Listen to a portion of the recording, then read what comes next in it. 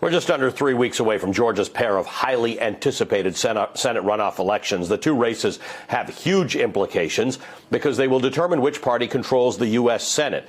And already records are being shattered. Georgia voters are turning out en masse. As of Friday, more than 1.1 million people had voted early in the runoffs. That's according to numbers by Georgia Votes. That only slightly lags behind the 1.2 million Georgians that had voted early at this point in last month's general election. But canvassers are still going door to door, encouraging Georgians to turn out, including the award-winning musician, actor, and activist Common, who was out this week with Black PAC to get voters to cast ballots in these races that could hold the fate of this nation. Common joins us now from Savannah, Georgia, where I am going to be in just a few hours from now. I would have liked to have been there with you, Common. Maybe we'll run into each other while we're there, but you got busy. You got a busy schedule. You are out there and you're talking to voters. What are you hearing? What I'm hearing is that Georgia voters are inspired. They realize the power they have in their hands to change the vision of this country, the direction, to actually empower the people and actually be able to support leaders who have their interests at heart, who have not just a blue, red, black, white interest. It's a humanity interest at heart. And I think Georgia sees that. We've all known Georgia to be that one of those states that's the South that is an example of what racism is and an example of bigotry. And now it sees that it has the opportunity to change that history by coming up, showing out for the Senate election and actually going to vote for Reverend Warnock and Jon Ossoff because they believe that they're the right people to be in the Senate seats.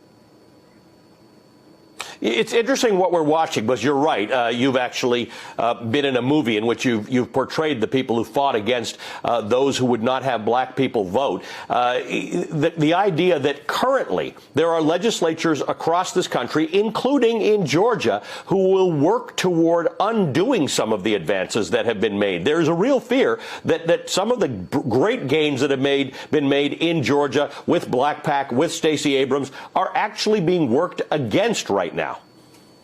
Well, that's why the power to vote, that's why we have to go even harder and have to be more diligent and committed to it and be educated on when we face that resistance, what do we do to overcome it? Go out and early vote. I mean, as you just stated earlier, Ali, it's like 1.1 million already. I mean, this is in the midst of a pandemic and in the midst of this is the Senate and we have people coming out showing up. So I believe that people are activated and they see the power they have and how effective they can be. And what's so beautiful is that it's black people who didn't at one point feel included in this process and brown people who didn't feel like they were part of this country who now do feel it and they see their voices being heard and being like effective.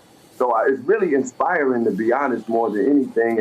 And what I like about what Ossoff and Warnock represent, they represent what Biden has been talking about. He's not like saying, hey, man, just because you're Republican, I'm not with you. Or, he's like, man, I'm about America. I'm about bringing together humanity and bringing people together. And health care is something that we all need, no matter what your political party is. Black economic justice is something that this country deserves. And health care, and then also education, and criminal justice reform. These are things that have affected our country no matter what color you are. But of course, black and brown have been affected. And what I think this country has to see is as long as we hold it down a sect of people, whether it's women, whether it's Muslims, whether it's black, then this country will never reach the level that it should be at, the equality that it talks about, the freedom that it talks about, and actually the success that it professes. It will never get there until we do it. And we are in the midst of doing it now. Joe Biden won in Georgia by about 12,000 votes. The Atlanta Journal-Constitution reports that 76,000 new Georgia voters registered before the runoffs. Now, I don't know how that all breaks down, but I'm assuming some of those people, a lot of these people are young voters who may be casting their ballots for the first time, or at least they're new voters, which tells me something. I don't know who they are exactly, but it tells me folks understand that this is more important than your local Senate runoff. Yes, well, along with, obviously, Stacey Abrams has been a big, prominent figure in engaging people to vote. But it's people that's been on the ground, activists, as you spoke about, Black Pact. But then what's been so encouraging is you've had the artists, not just myself, from Offset, who's the artist from Atlanta, encouraging young voters to go out. You've had the T.I. and also, Ludacris, and just so many people from the Georgia area encouraging young voters to go out. And let me say this, let me acknowledge that young people have been so engaged during these times that they've been leading the way in many ways. And they are showing up, and they recognize the connection between social change and voting and social change. They recognize that, in order for us to get justice for the people who've been shot down by the police. Let me give you a good example. We were in Brunswick yesterday with Ahmaud Arbery's mother, Miss Wanda, and we actually had the opportunity. She voted, and she said, I've already seen some justice because the district attorney who was going to push that case under got voted out. That's the people showing up. Yep. The people understand that, hey, we will no longer allow our people to be shot down in the streets and not do anything about it. And it's not a violent response. It's a response by using the vote, by using your power. Response. It's a democratic response. So it's a beautiful thing. Unfortunately, we've had loved ones lost, but within that, we're taking that tough situation and turning it into something great.